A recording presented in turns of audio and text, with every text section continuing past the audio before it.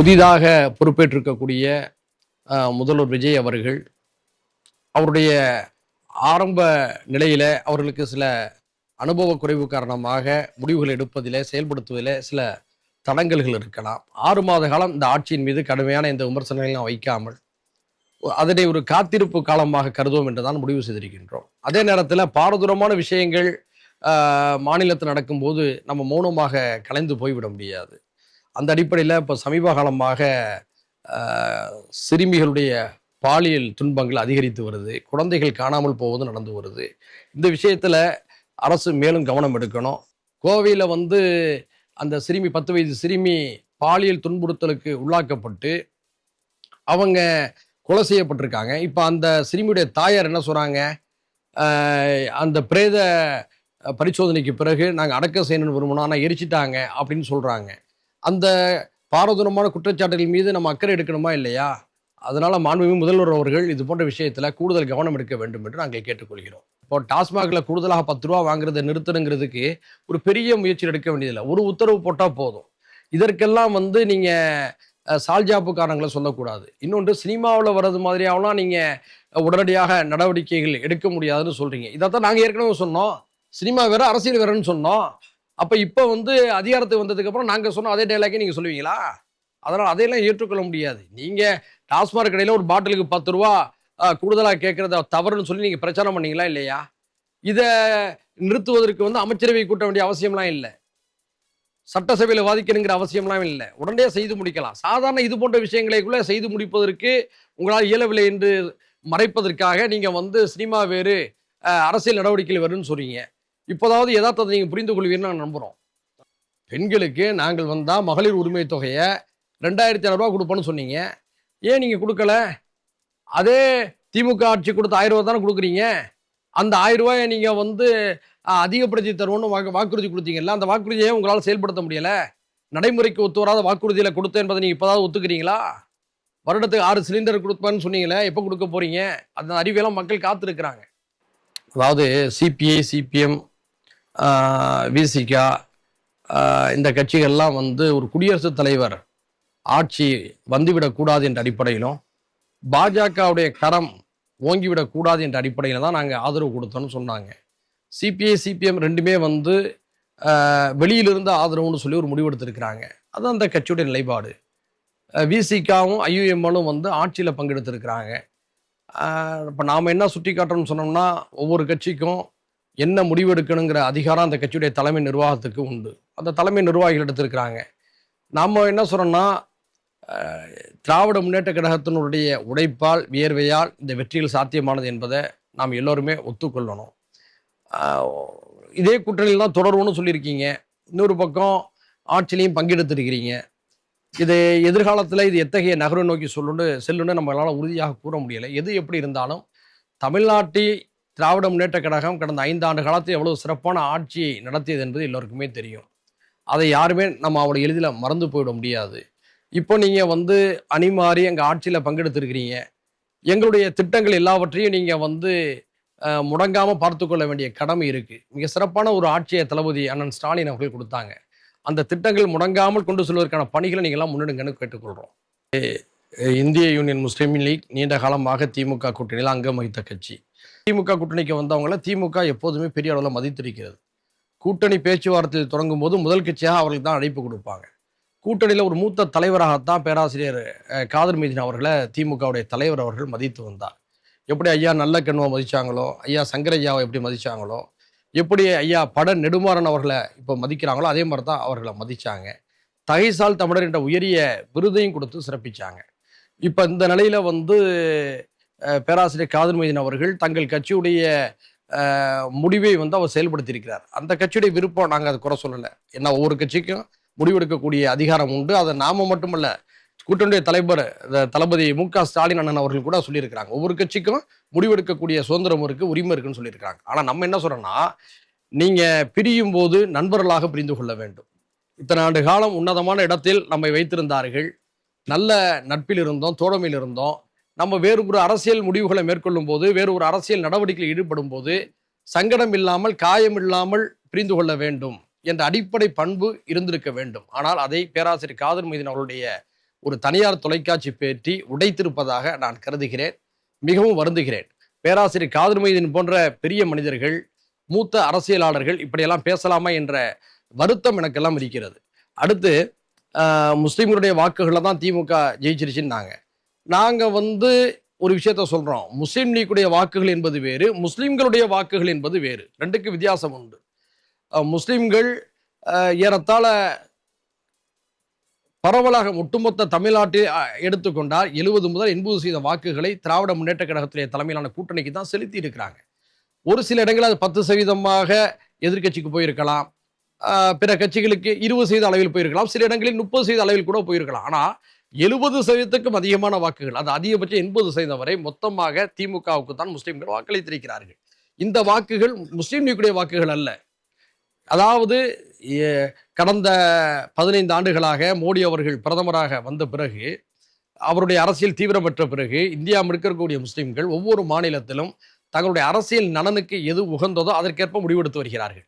உத்தரப்பிரதேசம்னா அகிலேஷ் யாதவுக்கு ஓட்டு போடுவாங்க, சமாஜ்வாதி கட்சிக்கு. பீகார்னா ராஷ்டிரிய ஜனதாதள் தேஜஸ்வி யாதவுக்கு ஓட்டு போடுவாங்க. வெஸ்ட் பெங்கால்னு சொன்னால் திரிணாமுல் காங்கிரஸ் மம்தா பானர்ஜிக்கு ஓட்டு போடுவாங்க. அதே மாதிரி தான் தமிழ்நாட்டில் சிஏஏ போராட்டம் வந்ததுக்கு அப்புறம், அதுக்கு முன்பு இருந்தால் நல்ல நட்பு இருக்கு.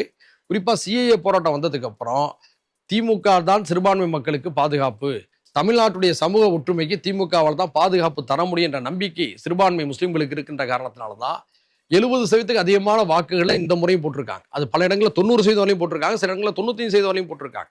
அதற்கு முஸ்லீம் லீக் காரணம் அல்ல, புரிந்து கொள்ள வேண்டும். அடுத்ததாக பேராசிரியர் காதர் மொய்தீன் அவர்கள் ஒரு மூத்த அரசியலாளர், அதுவும் கலைஞர் அவர்களுடைய குடும்பத்துக்கு மிகவும் நெருக்கமாக இருந்தவர். அவர் என்ன சொல்றாருன்னா, எங்களுடைய முடிவை யாரும் விமர்சிக்க கூடாது, விமர்சிச்சா நாங்களும் அதே மாதிரியா விமர்சிப்போம்னு சொல்லி பேசுவது ஒரு பெரிய மனிதருக்கான அழகாக எனக்கு தெரியல. அடுத்தது அவருடைய பேட்டியில எங்களை விமர்சிப்பது முட்டாள்தனம், போக்கிரித்தனம் என்பது போன்ற வார்த்தைகளை பயன்படுத்தி இருக்கிறாங்க. இது ஒரு கண்ணியத்துக்குரிய காகிதமில்லத் அவர்கள் உருவாக்கிய முஸ்லீம் லீக்குடைய தலைவர்கள் பேசக்கூடிய பேச்சா என்ற ஒரு கேள்வியை வைக்கின்றோம். மீண்டும் தெளிவா சொல்றோம், நீங்க எந்த அரசியல் முடிவு வேண்டுமென்றாலும் எடுங்க, அது உங்க விருப்பம். அதற்காக இந்த கூட்டணியை காயப்படுத்திட்டு செல்லாதீங்க. கடந்த காலத்தில் இருந்த நட்பையும் அவர்கள் தந்த மரியாதையும் சற்று நினைத்து பார்க்க வேண்டும் என்று இந்த நேரத்தில் கேட்டுக்கொள்கிறேன். நாட்டில் புரட்சி ஒன்று வருது, மாற்றம் ஒன்று வருதுன்னா அது ஆக்கப்பூர்வமான அடிப்படையில் வரணும், சரியா? அதாவது சோசியல் மீடியாவை மட்டுமே நம்பி எந்த ஒரு மாற்றமும் வந்துடுன்னு சொல்லி நம்புறத முழுமையாக ஏற்கவும் முடியல, நிராகரிக்கவும் முடியல. இப்போ நான் என்ன சொல்றேன்னா, ஊழலுக்கு எதிரான செயல் திட்டங்கள், விரைவான அரசு நடவடிக்கைகள், வேலைவாய்ப்புகளை தீர்த்தல், பொருளாதார முன்னேற்றம், இப்படிப்பட்ட குறிக்கோள்களை மையமாக வச்சு ஒரு புரட்சி ஏற்பட்டுச்சுன்னா அந்த புரட்சியை நம்ம வரவேற்கலாம். ஆனால் அரசியல் விவரம் புரியாதவர்கள்லாம் சோசியல் மீடியாவில் எழுதி இதன் மூலமாக ஒரு மாற்றத்தை உருவாக்க போகிறோங்கிறது எந்த அளவுக்கு விடையை தரும்? இன்னொன்று நான் கேட்குறேன், மக்கள்கிட்ட புரட்சிகரமான சிந்தனை ஏதாவது ஏற்பட்டிருக்கா? நான் இதே தமிழ்நாடு நான் வெளிப்படையாக பேசுகிறேங்க. கடந்த தேர்தல் என்ன நடந்துச்சு? எங்களுடைய பேரப்பிள்ளைங்க சொல்லிட்டாங்க, எங்கள் பிள்ளைங்க சொல்லிட்டாங்க, அதனால நாங்கள் ஒரு ஓட்டை போட்டோம், இப்படி ஒரு ஆட்சியே மாறும்னு சொல்லி நாங்கள் எதிர்பார்க்கலாங்கிறாங்க. அப்போ புரட்சி என்பது 100% நியாயத்தின் அடிப்படையிலும் ஒடுக்கத்தின் அடிப்படையிலும் அமையப்பட வேண்டும். மாற்றம் என்பதும் ஜனநாயகத்தன்மையோடு நகர்த்தப்படணும். ஜனநாயகத்தன்மையும் ஒடுக்கமும் இல்லாத எந்த மாற்றமும் புரட்சியும் நீண்ட காலம் தாக்கு பிடிக்காது. சோதனையான காலகட்டங்களிலெல்லாம் காங்கிரஸ் கட்சிக்கு துணையாக நின்றது திராவிட முன்னேற்ற கழகம். அதை காங்கிரஸ்காரர்கள் யாராவது மறுப்பாங்களா? அண்ணன் ராகுல் காந்தி மறுப்பாரா? அன்னை சோனியா காந்தி மறுப்பாங்களா? இங்க இருக்கக்கூடிய ஐயா சிதம்பரம் போன்ற மூத்த அரசியல் தலைவர்கள் மறுப்பாங்களா?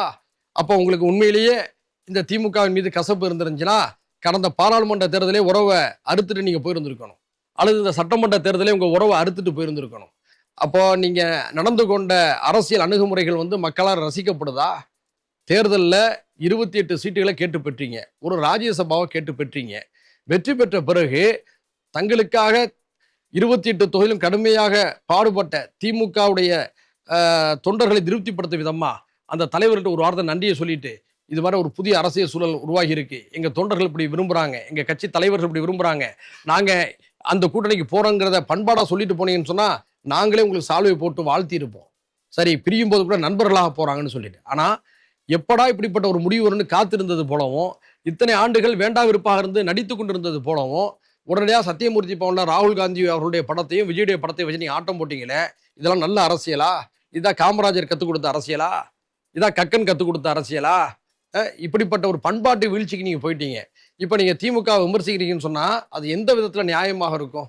இத்தனை ஆண்டு காலம் திமுகவை சுற்றியே வந்தீங்க, அறிவாலயத்தை சுற்றியே வந்தீங்க, திமுகவுடைய நிர்வாகிகளோட கொஞ்சி குழாவுனீங்க.